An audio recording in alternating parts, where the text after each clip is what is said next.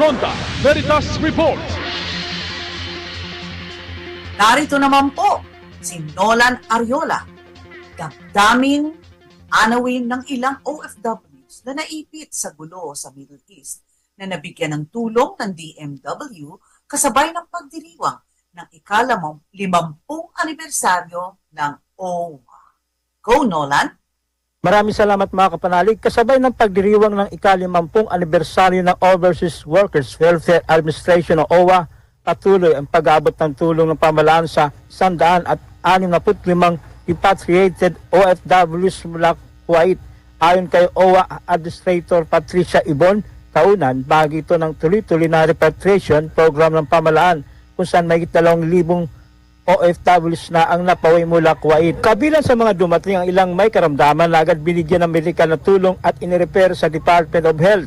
Sagot din ng pamahalaan ang kanilang pagbabalik sa pamagitan ng group booking sa mga eroplano. Hindi lamang pag-uwi at tinututukan ng OWA, meron ding post-repatriation services tulad ng domestic transport, pasamantalang tirahan, pagkain at agarang pinansyal na tulong. Kasama rin ang reintegration programs gaya ng livelihood assistance, job facilitation at skills training.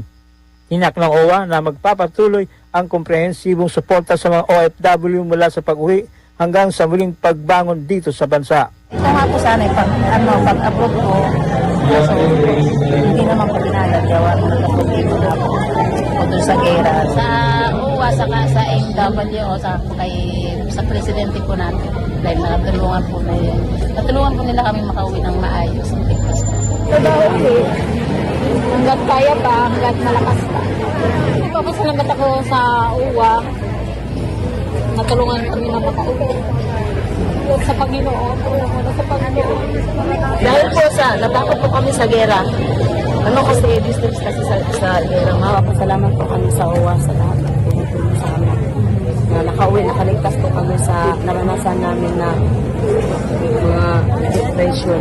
Yan ang damdaming alawim ni Ninya, Esther at Ellen. Mga kapanalig, isa sa advokasya ng Simbahang Katolika ay ang matagunan ang unemployment sa ating bansa. Para sa Veritas 846, ang radyo ng Simbahan, ako ang inyong kapanalig, Nolan Ariola, sumainyo ang katotohanan. Ronda Veritas Report. Barangay Simbayanan. Nakakaawa, talagang mahirap talaga ang mga OFW. Pero buti na lang po at talaga nakabalik na sila. At dito naman sa ating lokal, na simbahan, ay may nangyayari rin naman dahil patuloy ang pagkilos ng Diyos. So narito na po ang ating news beats.